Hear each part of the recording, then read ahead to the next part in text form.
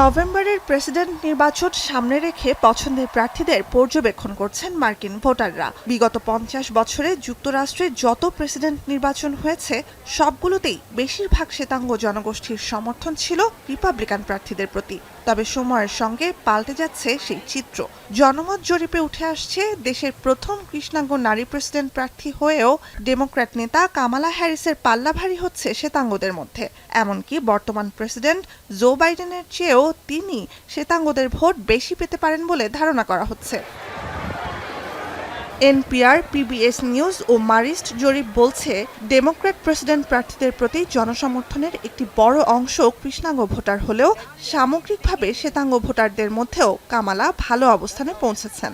১ August থেকে ৪ August পর্যন্ত পরিচালিত এসব জরিপে দেখা যায়, শ্বেতাঙ্গ সমর্থনের দিক থেকে রিপাবলিকান প্রার্থী ও সাবেক মার্কিন প্রেসিডেন্ট ডোনাল্ড ট্রাম্পের তুলনায় মাত্র ৫% পিছিয়ে আছেন কামালা।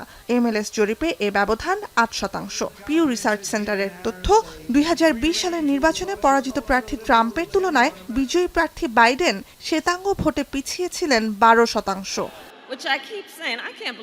কিন্তু বর্ণভিত্তিক সমর্থনের দিক থেকে রাজনীতির ইতিহাসকে উল্টো পথে নিতে কামালার কৌশল কি? বলা হচ্ছে, রানিং মেট বা নিজের ভাইস প্রেসিডেন্ট নির্বাচনে শ্বেতাঙ্গ ভোটারদের সমর্থন বাড়াতে সক্ষম প্রার্থী বেছে নিয়েই নির্বাচনের মোড় ঘুরিয়ে দিয়েছেন Kamala. This is the most energizing moment ever, and yes, Kamala Harris is going to make history as the first female president ever, and that's exciting, but you know what's more exciting? The hope that she gives me for the next generation, the hope for a better future for my kids, and I cannot wait for her to represent me and the rest of this generation as our president.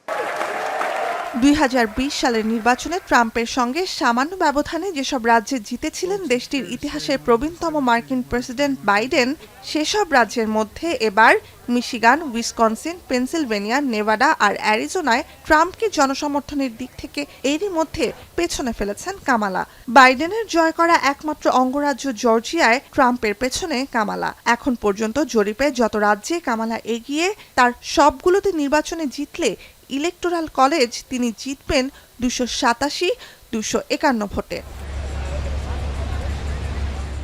নুসহাত Kamal, এখন বিশ্ব।